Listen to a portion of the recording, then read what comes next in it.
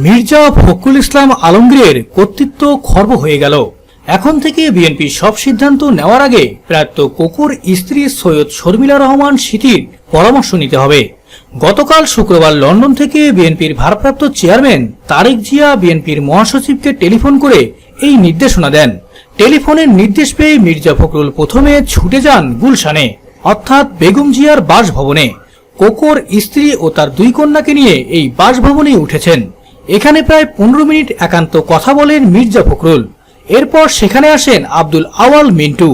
সংশ্লিষ্ট সূত্রগুলো বলছে, সিথি আন্দোলনের চেয়ে বেগম জিয়ার মুক্তির জন্য দলকে কাজ করার নির্দেশ দেন। সিথি স্পষ্ট করেই বলেছেন, আপনাদের আন্দোলনে মা কোনোদিন মুক্তি পাবে না। আমরা ওনাকে জেল থেকে বের করার অনেক চেষ্টা করছি, আপনি শুধু আমাদের সহযোগিতা করবেন। মির্জা ফখরুল তার সঙ্গে কথার সায় দেন।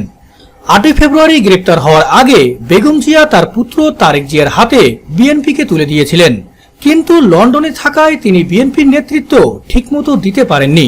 তার কথাতে বিএনপির নেতাকর্মীরা উজ্জীবিত হতে পারেনি, আর এ কারণেই বিএনপির নেতৃত্ব দিতে লন্ডন থেকে শর্মিলা রহমানকে পাঠানো হয়েছে। তবে বেগম জিয়ার পারিবারিক সূত্রগুলো বলছে, দল চালাতে নয়, সিথি মূলত ঢাকায় এসেছে বেগম জিয়ার মুক্তির জন্য। বিএনপির কোনো নেতা যেন বেগম জিয়ার মুক্তি নিয়ে রাজনৈতিক কোনো খেলা খেলতে না পারে, সে কারণেই মির্জা ফখরুলকে নিষ্ক্রিয় করা হয়েছে। আর এর মধ্য দিয়েই ফখরুলের 58 দিনের বিএনপিতে রাজত্ব শেষ হয়ে গেল।